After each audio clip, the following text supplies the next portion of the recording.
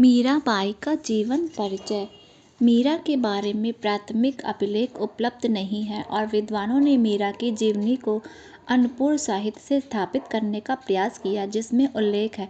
मीराबाई का जन्म सन 1498 ईस्वी में पाली के कुड़की गांव में दूधाजी के चौथे पुत्र रतन सिंह के घर में हुआ था। यह बचपन से ही कृष्ण भक्ति में रुचि लेने लगी थी। मीरा का विवाह मेवाड़ के सिसोदिया राज परिवार में हुआ। चित्तौड़गढ़ के महाराजा भोजराज इनके पति थे, जो मेवाड़ के महाराणा सांगा के पुत्र थे। उनके पति 1518 में दिल्ली सल्तनत के साथ चल रहे युद्धों में से एक में घायल हो गए थे और 1521 में युद्ध के घावों से उनकी मृत्यु हो गई।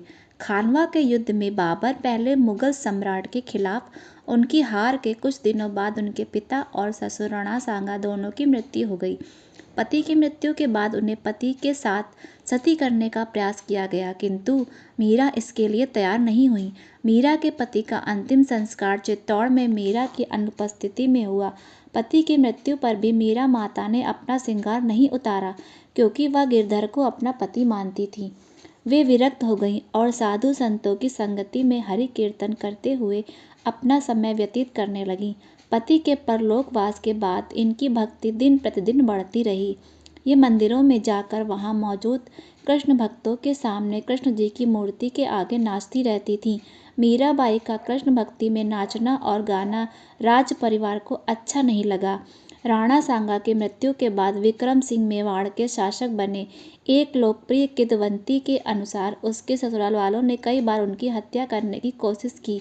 प्रयासों में मीरा को विष का गिलास भेजना और उससे यह बताना कि यह अमृत था और उसे आभूषणों की जगह सांप की टोकरी भेजना शामिल था।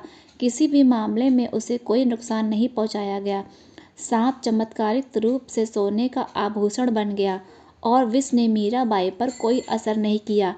एक अन्य किंवदंती के अनुसार विक्रम सिंह ने उसे खुद को डूबने के लिए कहा। जब वह ऐसा करने का प्रयास करती हैं तो वह पानी पर तैरती रहती हैं। घर वालों के इस प्रकार के व्यवहार से परेशान होकर वह द्वारिका और वृंदावन गईं। वह जहाँ जाती थी वहाँ लोगों का सम्मान मिलता था। लोग उन्हें देवी के जैसा प्यार और सम्मान देते थे। मीरा का समय बहुत बड़ी राजनीतिक उथल-पुथल का समय रहा है। बाबर का हिंदुस्तान पर हमला और प्रसिद्ध खानवा का युद्ध उसी समय हुआ था।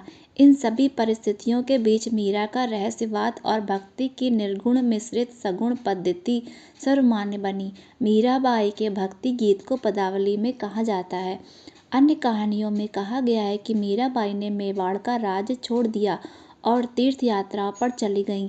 अपने अंतिम वर्षों में मीरा द्वारका या वृंदावन में रहीं, जहाँ किंवदंतियों के अनुसार वह 1547 में कृष्ण की मूर्ति में विलीन होकर चमत्कारिक रूप से गायब हो गईं।